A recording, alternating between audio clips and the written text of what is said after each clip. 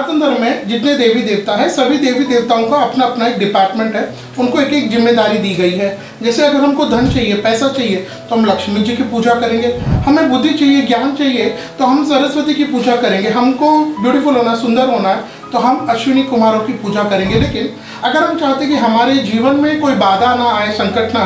आए तो भी वो यूँ आए, यूँ चले जाए, तो उसके लिए हमारे यहाँ पर जितने देवी देवता हैं उनमें जो प्रथम पूज्य हमने जिसको माना है वह है गजानन जी महाराज। इनको प्रथम पूज्य का दर्जा दिया गया है और साथ में ये हमारे जीवन की बाधाओं को, कष्ट को भी दूर करते हैं। इन्हीं गजानन जी महाराज की प्रिय तिथि, मतलब इनकी पूजा, इनकी आराधना करने की जो प्रिय तिथि आती है, वैसे तो हम हर अपने मंगल कार्य में गजानन जी की पूजा करते ही हैं, चाहे वह विवाह हो, हम नया वाहन खरीद रहे हैं, हम अपने नए घर में गृह प्रवेश कर रहे हैं, तब भी बिना गजानन जी की पूजा किए हमारा वो कार्य सफल नहीं होता, या फिर वो पूरा क्लाइमेक्स तक नहीं पहुंचता है, या मतलब उसमें कोई ना कोई विघ्न बाधा आ ही जाती है। तो इन्हीं गजानन जी महाराज की प्रिय तिथियों में से अगर हम बात करें तो हर महीने की, यानी 12 महीने हैं, तो 12 महीने में कृष्ण पक्ष जो आता है उसमें जो चतुर्थी तिथि आती है, जिसको हम लोग संकष्टी चतुर्थी कहते हैं। नाम क्या बताया मैंने? संकष्टी चतुर्थी। तो यह हमारे जीवन में आने वाले संकट की बाधाओं को दूर करती है। जो व्यक्ति ये चाहता है, उसको लगता है कि आने वाले समय में मेरे ऊपर कोई बहुत बड़ा कष्ट आ सकता है, संकट आ सकता है, या फिर हम ये चाहे कि हमारे जीवन में अगर कोई बाधा, कष्ट, संकट आ भी जाए तो हम उससे फटाफट निकल जाए, तो मैं आपको बहुत हाईली ये रिकमेंड करूंगा कि आप जब भी ये वीडियो देख रहे हैं तभी से आप संकष्टी चतुर्थी का व्रत प्रारंभ कर दीजिए। इसके व्रत करने से दो चीज़ें, या तो हमारे जीवन में कष्ट, बाधा आएंगी नहीं, और आएंगी तो गजानन जी महाराज उसको दूर करने के लिए इमीडिएटली तैयार रहेंगे। आज इस वीडियो में हम यही जानेंगे कि साल 2026 में जो वैशाख के महीने में कृष्ण पक्ष में जो चतुर्थी आती है, क्योंकि हमारे यहाँ पर जो ये चतुर्थी आती है, इनमें 4 चतुर्थियों का बहुत महत्व है। हमारे यहाँ नया साल चैत्र के महीने उगादि से लग जाता है, उसके बाद वैशाख का महीना आता है, तो वैशाख के महीने में कृष्ण पक्ष में जो आती है या वैशाखी चतुर्थी, इसको हम लोग बहुत बड़ा मानते हैं। फिर आती है भादवा के महीने में, जो वह भी बहुत बड़ी मानी जाती है। करवा चौथ हम लोग मानते हैं कार्तिक के महीने में, और फिर माघ के महीने में कृष्ण पक्ष में तिलकुटा चतुर्थी। तो इन 12 चतुर्थियों में ये जो 4 चतुर्थी,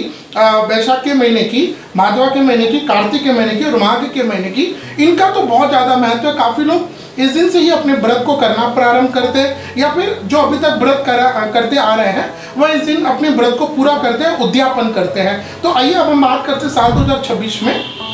या वैशाख के महीने की यह चतुर्थी कब रहेगी, क्या इस दिन आपको पूजा करने का समय क्या रहेगा, और क्या आप इस बार उद्यापन कर सकेंगे, क्या इस बार कोई तारा आदि आ रहा है, इस पर भी हम चर्चा करेंगे। तो सबसे पहले हम ये जान लेते हैं कि चतुर्थी तिथि प्रारंभ कब होगी, समाप्त कब होगी, और उसके बाद हम तारा आदि, उद्यापन आदि अन्य विषयों पर चर्चा करेंगे।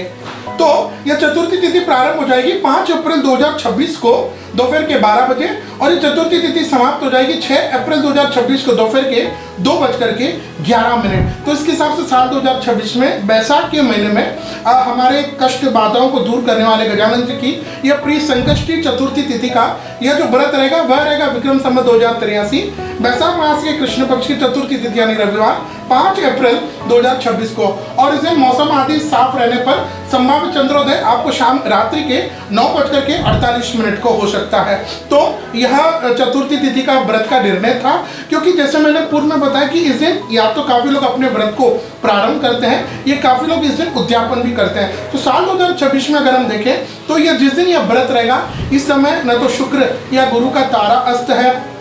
बलमास आदि भी नहीं है, तो आप धूमधाम से इस दिन अगर प्रथम बार अपने व्रत को प्रारंभ कर रहे हैं वह कर सकते हैं, साथ में आप अपने उद्यापन आदि है वह भी कर सकते हैं। तो इस दिन सुबह आपको जल्दी उठ करके स्नान आदि से निवृत्त होकर के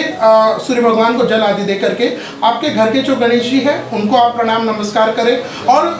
उनके सामने बैठ करके ओम गण गणपते नमः इस मंत्र की माला आप जपिएगा। और उसके बाद आपके घर के निकटतम कहीं गजानन जी महाराज का मंदिर है, तो गजानन जी को क्या प्रिय थी, गजानन जी को तो बस ये 2 ही 3 चीजें प्रिय है, आपके पुष्प हुए, दुर्वा हुआ, मोदक के लड्डू हुए, सिंदूर हुए, ये सब आप अपने साथ में लेकर के जाइए, वहाँ मंदिर के गजानन जी को अर्पित कीजिए। उनके सामने बैठ करके आप गजानन जी के दिव्य मंत्रों का पाठ कीजिएगा, और एक बात जो मैं आपको हाईली रिकमेंड करूंगा कि संभव हो तो योग्य विद्वान पंडित जी को अपने घर पर बुला करके इस दिन यानी संकष्टी चतुर्थी वाले दिन विशेष करके, क्योंकि बड़ी चतुर्थी है, तब तो आपको योग्य पंडित जी को बुला करके 7 है, 11, 21, 51, 108 भगवान गणेश जी का जो सबसे पावरफुल स्तोत्र है कौन सा, अथर्वशीष, गणपति अथर्वशीष के अधिक से अधिक पाठ कराइएगा पंडित जी को बुला करके। अब वह बुलाना, उनसे पाठ करवाना कोई कारणवश संभव नहीं हो तो मैं आपको हाईली रिकमेंड करूंगा, अगर आपने संस्कृत का पाठ किया है, आप संस्कृत पढ़ते हैं, वेल वर्स्ड है, आपने गुरु से दीक्षा ली है, तो आप स्वयं भी इस गणपति अथर्वशीष के पाठ पढ़ सकते हैं या फिर सुन सकते हैं। तो इस प्रकार जो व्यक्ति गणेश जी की पूजा करता है संकष्टी चतुर्थी के दिन निश्चित गजानन जी महाराज उनकी सभी बाधाओं को, कष्टों को दूर करते हैं।